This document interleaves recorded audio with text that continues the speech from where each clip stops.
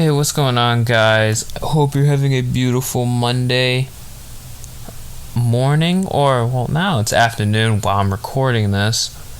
Anyway, I hope you guys are having a good day. This is a good time of the week to just, plan accordingly to how you want your week to be and just start off strong.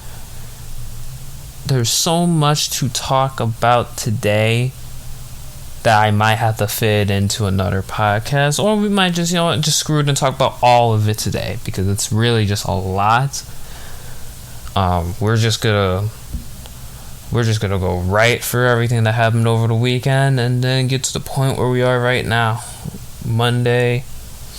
So let's just get right to it. There's so much good stuff to talk about.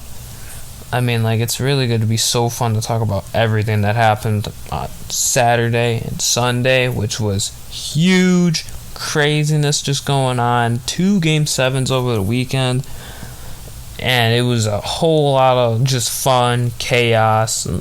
Guys were getting scrappy. Games were scrappy. They were like 90s ball. We're going to be talking about baseball. We're going to be talking about football. And obviously, we're going to be talking about the Game 7s that happened. That's the first thing we're going to be talking about. I say we should just start with just the Game 7s, man. I think we should just start with that. Because those are really the games that come down to, nothing before that. It doesn't really matter. Everything just comes down to Game 7. How do you perform? So, I think we should just start off with the main one on Saturday, which was amazing game. That was definitely one of the craziest Game 7s I've ever seen. And it was just a semis too. It wasn't even like a finals game. It was literally just a semis. And it was so wild. The game was close the entire time. There was really never a blowout going on. It was really just close the entire time. The margin never really got past, 10 or even like 8, really, I suppose. But KD, and I said this last week, who would you rather have, KD or Giannis? Now, technically I was correct because I picked KD. Most people go for KD, but they didn't win. Giannis and the Bucks, they won.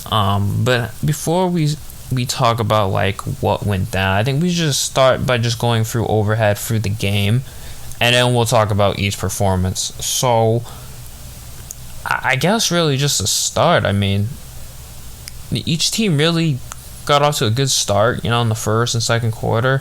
Each team really, held their own. No one was really like at like a factor of like wow, this is gonna be a blowout, or like, oh, they're gonna have to come back to win the game. There was really nothing like that. It was kind of like, okay, so who's gonna pull ahead and how are they gonna do it? And it really didn't happen. No one really pulled ahead. It kind of just stayed deadlocked for just like the entire game, literally the entire game. And that's what I love about basketball, is that when there's a Game 7 going on, everybody, even the crowd, is just completely into it. And it really wasn't even like a blowout or nothing like that.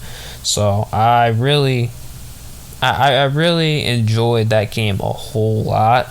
It was actually pretty funny. The Nets fans were actually counting when Giannis was shooting free throws, and he had tons of 10-second violations. From a fan's perspective, he did, and it was really funny to see the crowd just into it, And Brooklyn near the end of the game, it was, it was just KD. KD was the person who had to win the game, and it was damn near close. He almost pulled it off too. They really. Honestly, the Bucks should have won in regulation, because before that, the Bucks, there was about 6.7 seconds left on the clock. There was about 2 seconds left on the shot clock. And the Bucks inbound the ball, and the ball got inbound to Brook Lopez, and Brook didn't shoot the ball with 2 seconds left. He passed off to Chris Middleton when the shot clock ended, and that was really was not the right play, because even if you put that shot up and it hits the rim, I mean, that's anybody's ball. Anybody could get that board, and then who knows, because at some point, that wastes even more clock, and KD wouldn't have had that much time to get a shot off. But that eventually didn't happen. KD hit the game-tying shot. His toe actually was barely on the line. One of the most clutchest shots in recent memory. His toe was barely on the line, which was an absolute bummer, because most people thought it was a 3. Me personally, I thought it was a 2. It just didn't look like a 3 from the perspective, and of course it was a 2. KD had 49 points. He hit that big shot. He didn't score in overtime though, which was a huge bummer. Only 6 points were scored in overtime, and the Bucks were able to pull ahead. KD had another shot where he could have tied it or took the lead, if I'm not mistaken, in those overtimes. And for the last shot that he took, he airballed, and that was basically the end of their season. And it was kudos to KD, because doing all that after coming back to the court after doing all of that when you tore your Achilles the year before is impressive, to say the least. Just putting up performances like that, just staying in the game the whole time, putting up a performance like that is just very huge, and that's amazing on his part. People like to bash him, people say, oh, well, I mean, he's not no LeBron, LeBron ran for the East, but, I mean, it happens, it's a different East. You have better teams in the East, so, I mean, who knows, but, KD still deserves a lot of credit, especially with, how early the season started and had players injured, and we have to remember that Kyrie didn't play in that Game 7 whatsoever, so who knows how the series would have turned out, but it's still an impressive performance by KD, nothing but less. It was amazing.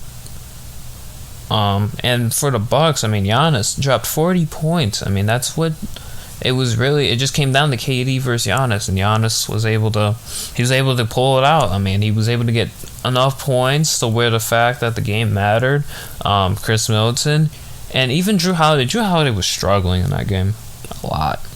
He shot like 3 for 17 at one point and made some clutch shots in the fourth quarter, which you struggle the whole game, and then you make those shots, just pull up the shots that he was doing, and those just that's just confidence. That's just forgetting about what happened before and just worrying about trying to help your team regardless of what your stats look like. So that's a big kudos to Drew Holiday for keeping a positive mindset, because that can really affect a player going 3 for 17 in a Game 7, just wow, I'm really failing my team right now, and he just kept a positive attitude.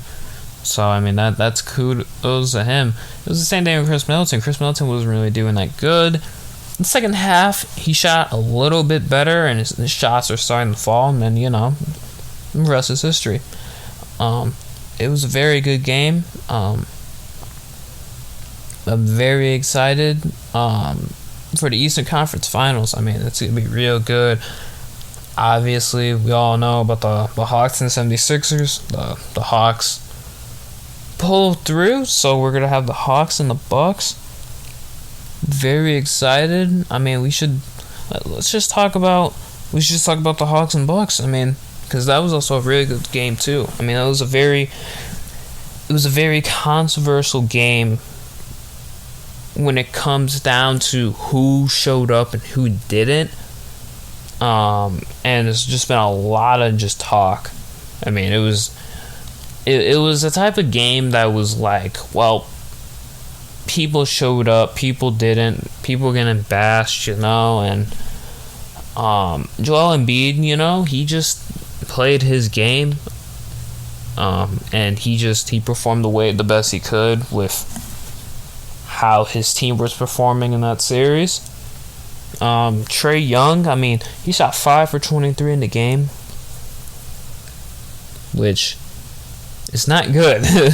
It's not good at all. He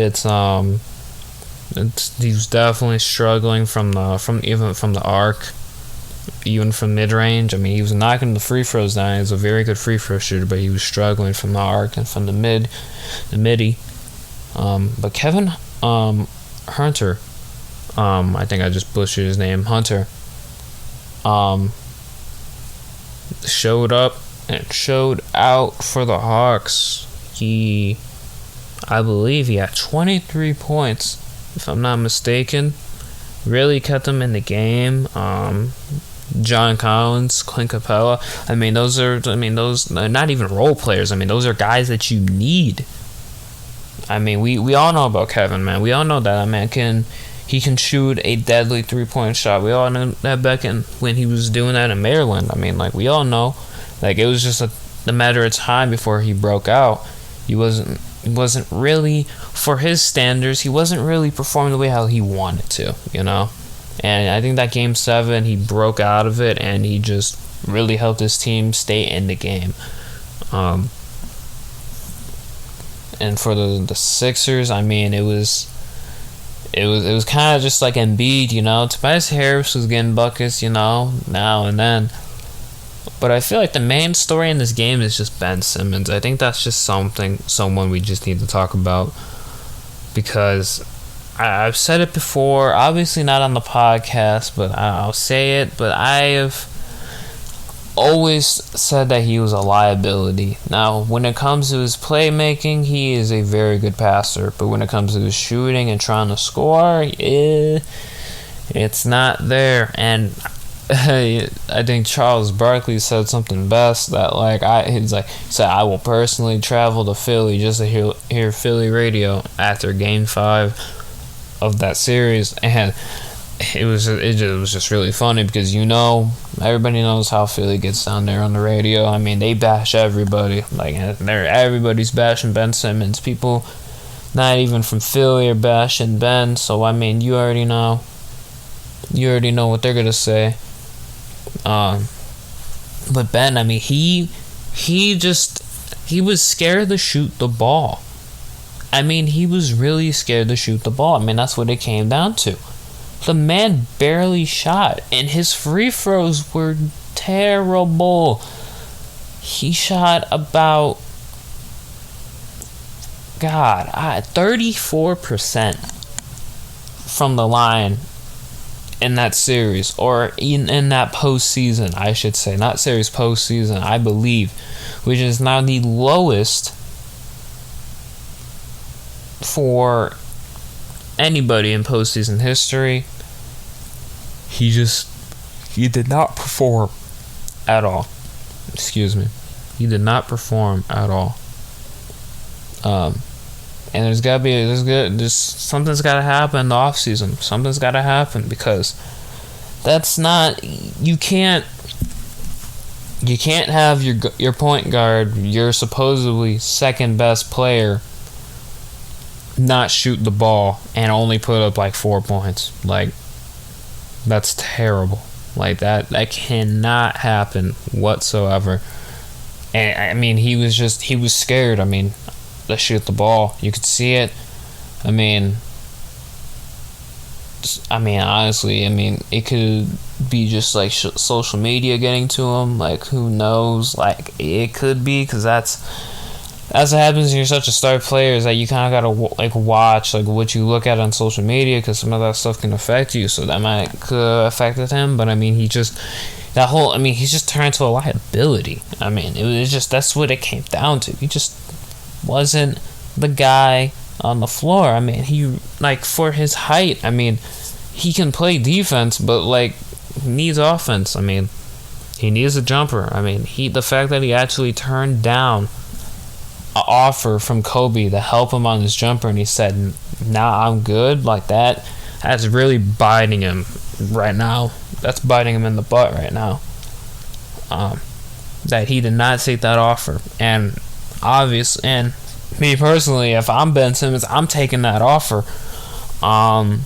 And now everything's just going back in the full circle for Philly, because his trade value, if they want to trade him, is low as it could ever be. I mean, they should have just, but his trade value was high, and they could have got Harden if they didn't want to do it. And now looking back at it, this was a healthy Harden, not injured Harden, a healthy Harden. And if the Sixers had Harden, I mean, he would have, they probably would have got past the Hawks for sure. But, that's how it goes. I mean, there's managers who make mistakes, and then, there's players who just don't perform the way how they're supposed to. And I haven't seen any improvements from Ben Simmons over the years, ever since he entered the league. Haven't seen any improvements from him, but we have seen tremendous improvements from Joel Embiid. In that game, though, very close. Obviously, it was a very close game, very exciting game. But I feel like the backbone of that team for the Hawks is like John Collins. I mean, he has so much energy and passion to the game, so much aggression, and that's definitely something that they're gonna need in the Eastern Conference Finals versus the Bucks, 100%. He's gonna be the guy who will most likely have to go to Giannis in those situations, and that's just the exciting part. I'm excited for Trae Young, because I want to see what he's gonna do against that Bucks team, because the Bucks, they play defense. The Bucks play some good defense. They got some defense. They got defensive guys around the board, and I'm very excited to see what happens. And I can't wait for the Eastern Conference Finals. I'm just super excited. As we transition, if you want to follow me on Twitter, my Twitter is Chris Simmons 03, ChrisSimmons 03. If you want to see what I tweet or what I like, retweet, just catch up with me. That's definitely the place to do it. If you also are having trouble finding my podcast on Spotify, it's also in both my Twitter and my Instagram bio, so if you can find that easily if you're having trouble finding it. My Instagram is ChrisSimmons12 if you're having trouble, or you just want to know, I guess, just like what I'm up to. That's a great place. So, follow me at. That's also another place you can find my podcast at. So Twitter and Insta are definitely the places that you can find my podcast at. And if you want to follow me, that's cool. I feel like we should talk about now just Friday, honestly. I mean, Friday was the Terrence Mann game, the Clippers and the Jazz. We'll get to the Clippers and the Suns in a little bit, but we gotta talk about Terrence Mann. We gotta talk about that game. That game was so good. The Clippers were down, I believe they were down by 26 or 21. It was a 20-point digit lead on the Jazz. I believe so. I mean, and there was a lot of guys. I mean, Donovan Mitchell went 39, 9, and 9. That's pretty funny. Missed a 40-point triple-double by one each stat category, which is pretty funny. But Terrence Mann was the guy that day. We can definitely talk about guys like Jordan Clarkson, who had a really good second half in the game. the first half, and the game looked like in the first half that the Jazz were going to run away because Jordan Clarkson was going berserk in the second quarter. He scored about 20 straight points for the Jazz. I mean, he was going absolutely insane, and it just looked clear as day that the Jazz were going to win that game, but that didn't happen. As Terrence Mann in the second half got this team back in the game, went crazy. I mean, just kept making shot after shot after shot after shot after shot, and really got the Clippers back in the game. Reggie Jackson is a dog, like I've been saying. He is such a dog. He's just been going absolutely crazy every single game, and he was just such a dog. The Clippers were making 3 after 3, starting to come back, and so they tied it. And then as soon as they took the lead, Terrence Mann, he just kept shooting. And really, I mean, he was a force. I mean, like, he was really a force. I mean, if he didn't perform that way, then there would have been 2 Game 7s yesterday. But he was such a force. It was amazing to see, guys like him step up. It's like next man up. Kawhi is out, so Terrence Mann is in. That next man up mentality, and it's such a great thing to see. And clearly we all know what happened. The Clippers won. Paul George did his thing. When Terrence Mann put up 39 points, I believe. I mean, you really gotta hand it to him. I mean, Marcus Morris, Nicholas Batum. I mean, their team is solid around the board. I mean, it's really nice. But I just had to give my props to Terrence Mann real quick on that one, because that was a very, very key game, and he really performed the way that no one actually thought he was going to perform. But now we can get to the Suns and the Clippers game 1. Eastern Conference or Western Conference Finals game 1. Devin Booker put up a 40-point triple-double. Paul George had 34 points, and the Suns, like we predicted, were gonna win game 1. I mean, that was regardless of who won between the Jazz and the Clippers in that series. I mean, the Suns are gonna win game 1. Suns have had about a week off, and plus they've been watching the games. The Clippers didn't even have 48 hours of, I guess you could say, rest until their next game. Like, it was a quick turnaround for them.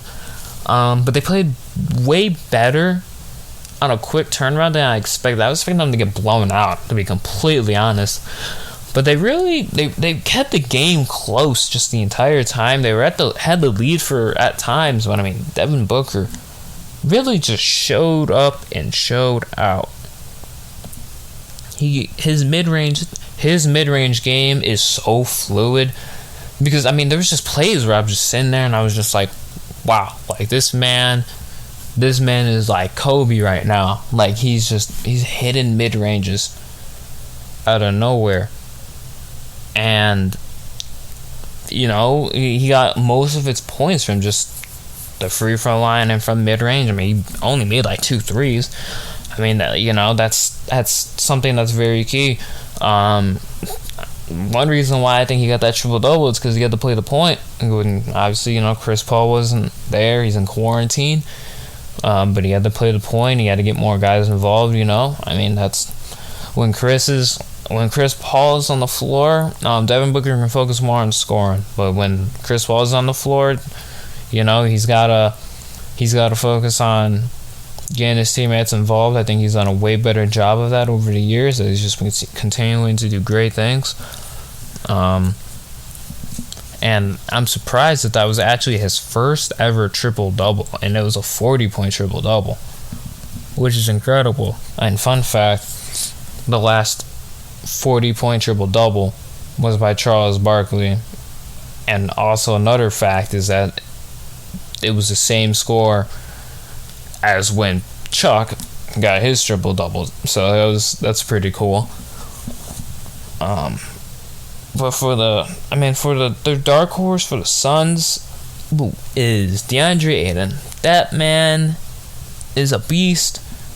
The Suns definitely made the right move by getting themselves a great big man. They could obviously have Luka, but the Suns, they need a big man, and that's definitely they're going to be their big man for the future.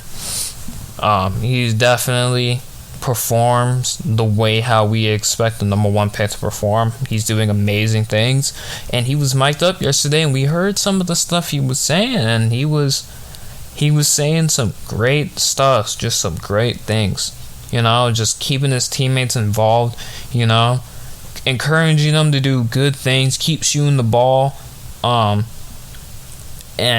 he's kind of like DeAndre Ayton's like a young Shaq.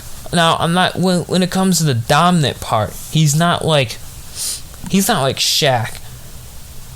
But you kind of see something in Devin Booker and DeAndre Ayton as in like Kobe and Shaq 2.0.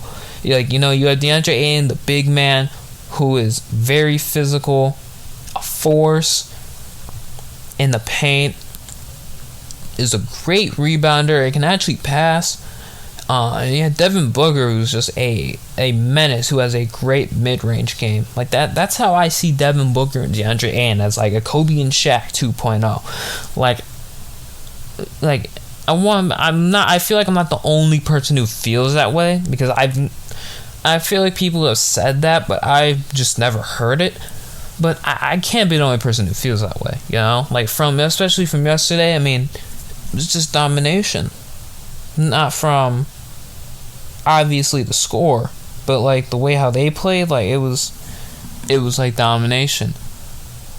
So it was definitely a good game for both of them. For the Clippers, Paul George was handing out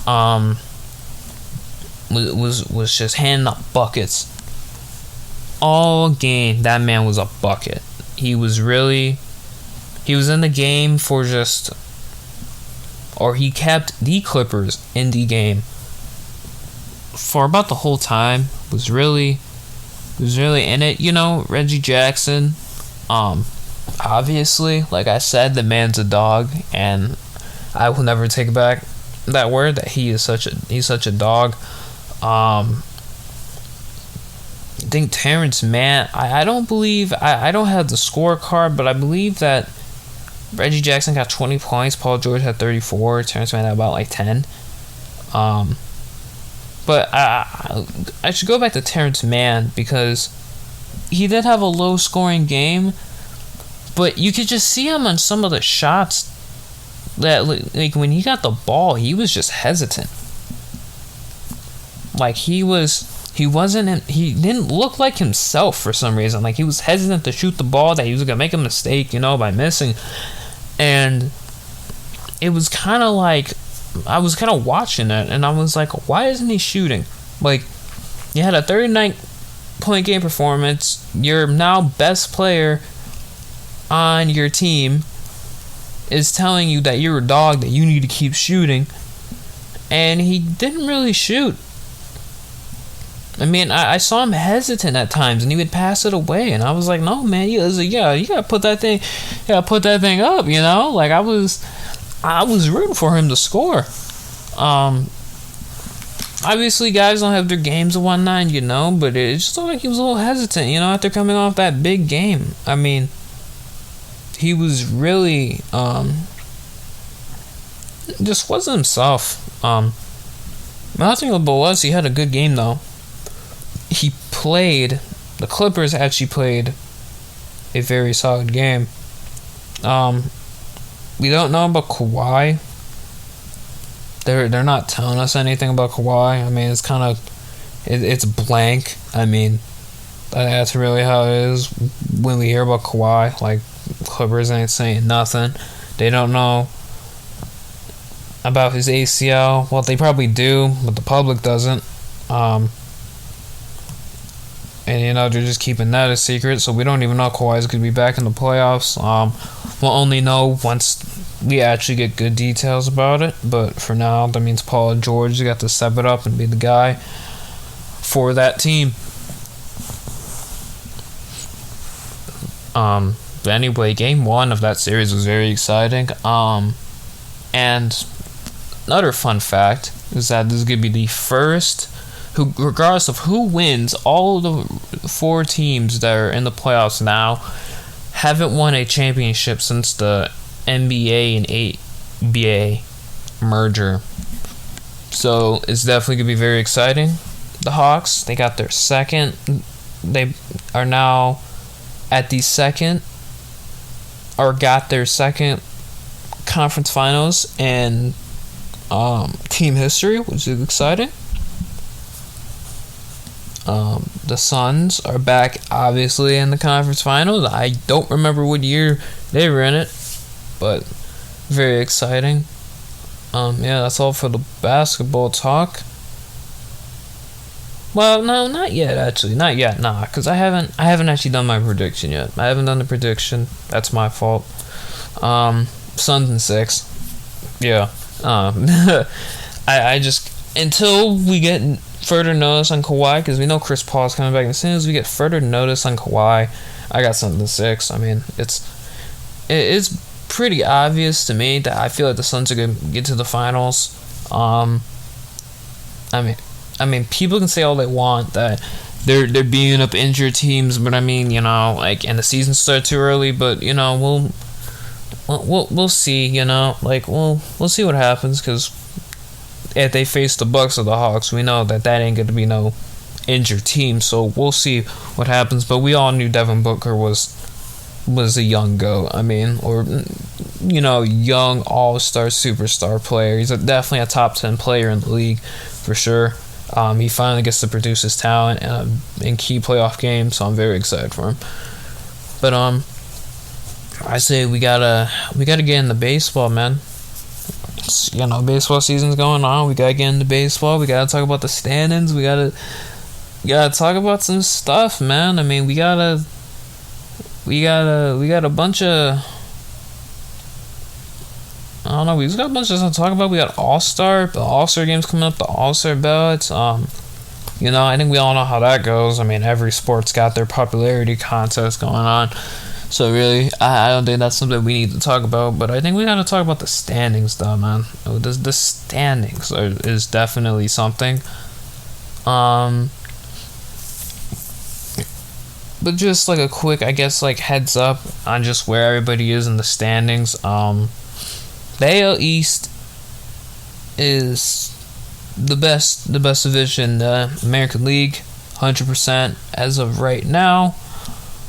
Or it might actually be the AL West. It might honestly be the AL West. I'm not too sure.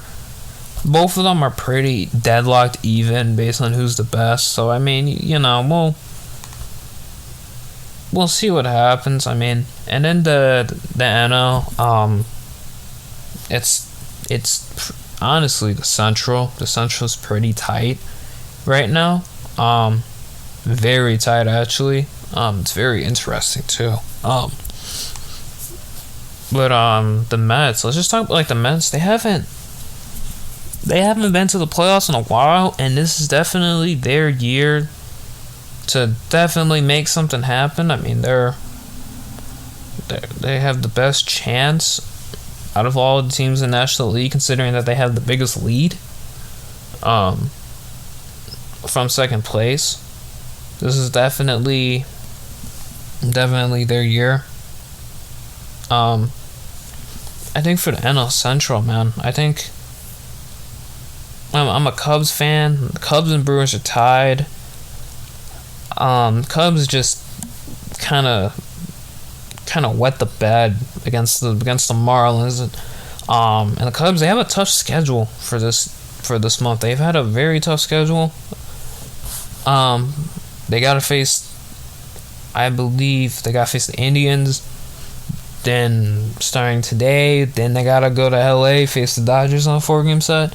Then I believe they're facing the Padres too, and then I think maybe the Giants again. If they haven't, well, they've already faced the Giants. So yeah, Dodgers and Padres again.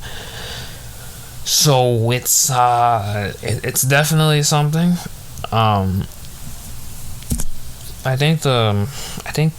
teams gonna win this division. I gotta go with my team, man. I gotta go with the Cubs. I can't go away from that.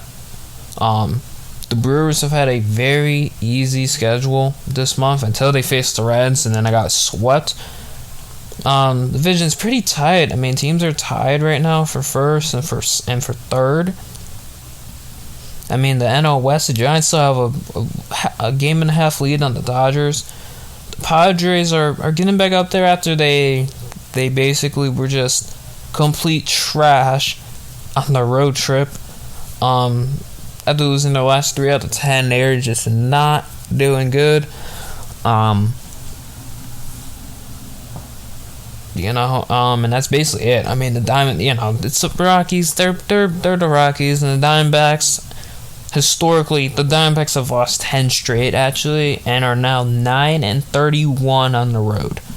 So, if you wanna find a team to bet, just bet against the Diamondbacks, because that's awful. Especially when they're on the road, bet against them. That's easy money. And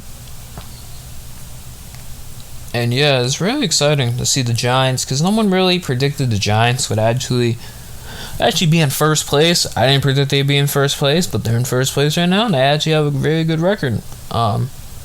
So that NL West is going to be real tight. Most likely, there would be 2 wildcard teams coming out of that division.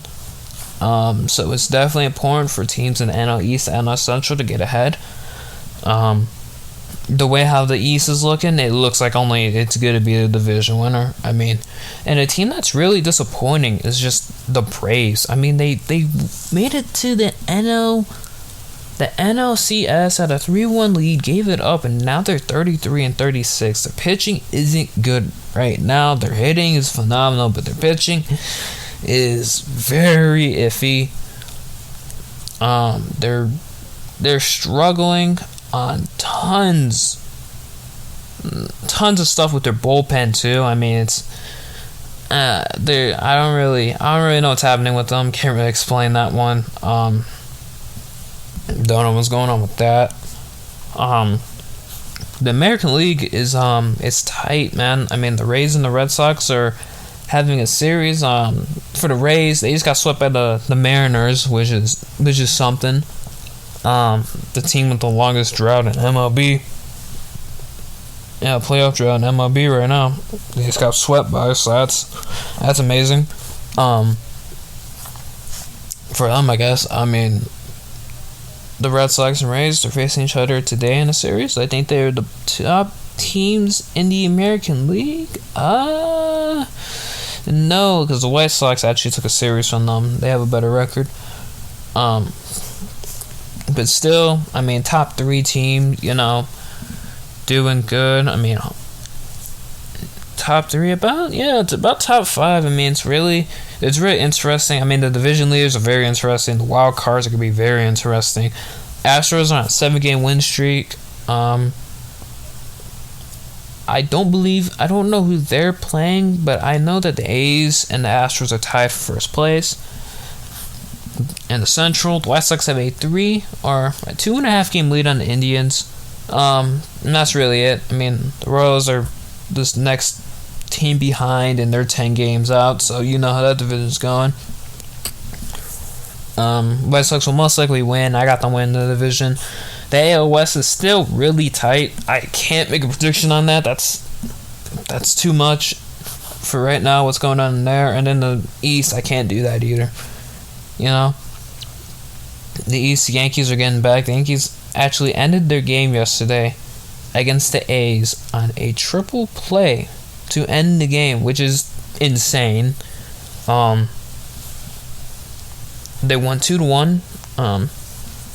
Very impressive. I've never seen a game end on a triple play before, as in probably a lot of people haven't either. But kudos to them.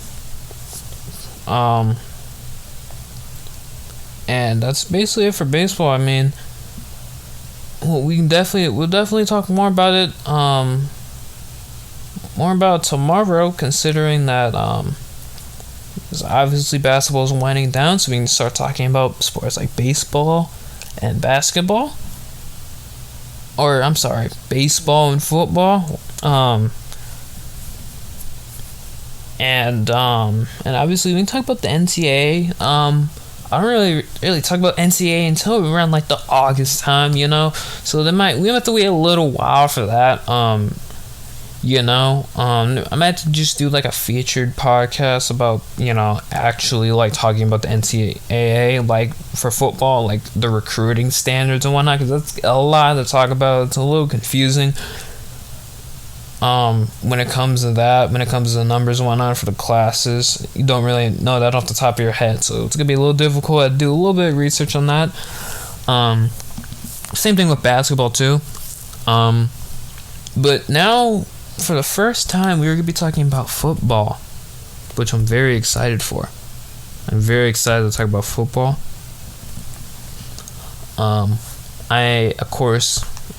I'm from Chicago, so obviously, I'm a Bears fan, sadly. Sadly, I mean, Bears have been struggling, but we got Justin Fields, traded up to get Justin Fields, which is, I was honestly, I think I almost cried because I was so excited. But for football, we're just gonna talk about, I guess, teams that should do good and teams that are gonna be dark horses for this year. If we're gonna talk about football, we obviously gotta talk about the Titans. Julio Jones is now a Titan. That offense is scary. They have no defense though, so that's something they gotta work on. But the Titans, they got the offensive threat, so they're definitely going to be a huge team that no one wants to face.